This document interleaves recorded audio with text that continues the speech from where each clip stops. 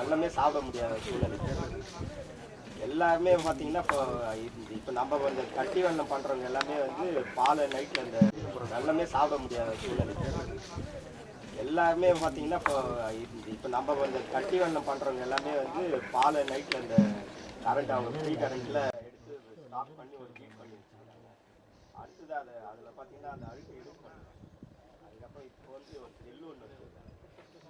ஜெல்லை போட்டோன்னா ஆட்டோமேட்டிக்காக அப்படியே இதுவாக மாறி பசப்பசு தண்ணிக்கு அப்படியே பாகா மாறி பதம் பார்க்க வேண்டிய அவசியம் இல்லை. Smart solution sir. ஒரே ஒரு இது தானே போடுறாங்க. அது பார்த்தீங்கன்னா 1500 ரூபாங்களா ஒரு கிலோ. இதுனா சுண்ணாம்பு போட மாட்டாங்க. ஜெல்லு நம்ம அஜினமோட்டோ இருக்குது பாருங்க, அதே மாதிரி ஆனால் பெருசாக இருக்குது. பிளாஸ்டிக் மாதிரி தான் இருக்குது. அதெல்லாம் வேணாம் அப்படின்னு சொல்லிட்டு ஃபஸ்ட்டு அது போட்டு ஒரு 400 கிலோ வந்து சாராய்க்காரனுக்கு. அதுக்கப்புறம் இது பண்ணது அந்த இதெல்லாம் எடுத்துட்டு வெறும் சோடா மாவு நம்ம அதுக்கு இன்னும் கலர் வேணும் அப்படின்னாக்கா மட்டை பவுடர், நம்ம வாஷிங் பவுடர் இருக்குங்களா, அது ஒரு மட்டை பவுடர் இருக்குதுங்களா. எல்லாமே இங்கே காஞ்சி கடலாடியில் அது பெரிய ஃபேமஸ். வேலூர் வெள்ளம் சொல்லிட்டு தயார் பண்ணுவாங்க. அதுதான் அவங்க எல்லாமே பார்த்தீங்கன்னா இந்த மாதிரி தான் பண்ணுறாங்க. சில கொட்டா வந்து சர்க்கரையே மிக்ஸ் பண்ணுறாங்க. கேட்குறாங்க, நம்மளே கேட்டாங்க, நீங்கள் வாங்கினாங்க போட்டுட்டு 80 பங்கு அப்படி தான் பண்ணுறாங்க. அதில் இப்போ நான் பார்த்த அனுபவத்தில் நம்மளுக்கு இயற்கையில் இது பண்ணதுனால கரும்பு அவங்களுக்கு வந்து பார்த்தீங்கன்னாக்கா 20 கட்டு ஒரு கொதிக்கு இருக்காங்க. நம்மளுக்கு வந்து 30-35 கட்டு. அதே மாதிரி அவங்களுக்கு 52 55 கிலோ வருது. நம்மளுக்கு வந்து ஒரு 48 கிலோ அந்த ரேஞ்சு வருது. ஆனால் என்னன்னா அந்த 58 கிலோவில் பார்த்தீங்கன்னா அந்த ஜெல்லு தான் வேலை.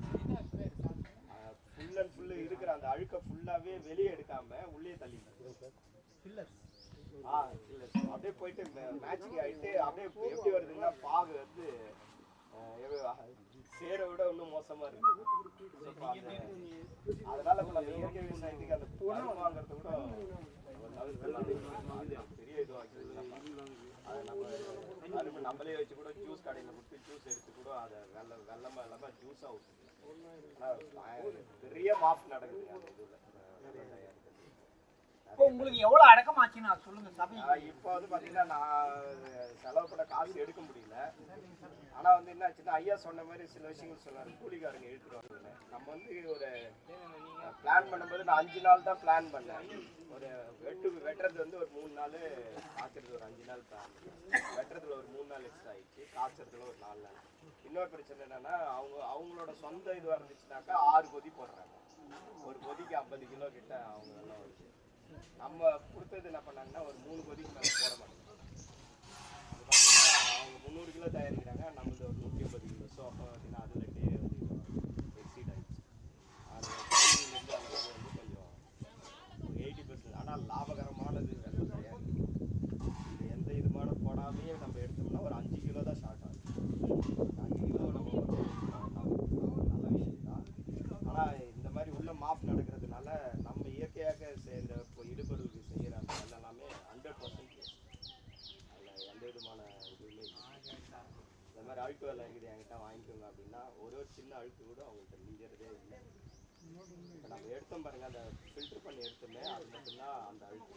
மற்றபடி பார்த்தீங்கன்னா மீது எல்லாமே வந்து சரியாக தான் நடந்தது. தேவைன்னாக்கா அதை பாகுக்கு டைம் இல்லாமல் கூடி அந்த பவுடர் எக்ஸ்ட்ரா போட்டாங்கன்னா அந்த ஜெல்லு உடஞ்சிருக்கு.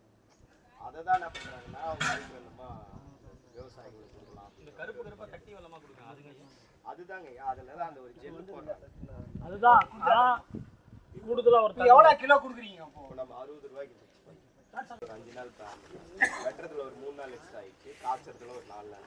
இன்னொரு பிரச்சனை என்னன்னா அவங்களோட சொந்த இதுவாக இருந்துச்சுனாக்கா 6 கொதி போடுறாங்க. ஒரு கொதிக்கு 50 கிலோ கிட்ட அவங்க நல்லா வருது. நம்ம கொடுத்தது என்ன பண்ணாங்கன்னா ஒரு 3 கொதிக்கு மேலே போட மாட்டோம். அது பார்த்தீங்கன்னா அவங்க 300 கிலோ தயாரிக்கிறாங்க, நம்மளது ஒரு 180 கிலோ. ஸோ அப்போ பார்த்தீங்கன்னா அதில் வந்து எக்ஸீட் ஆகிடுச்சு. அது வந்து கொஞ்சம் 80%. ஆனால் லாபகரமானது வெள்ளம் தயாரிக்கிறது. இது எந்த இதுமான போடாமையே நம்ம எடுத்தோம்னா ஒரு 5 கிலோ தான் ஷார்ட் ஆகும். 5 கிலோ நம்ம நல்ல விஷயம் தான்.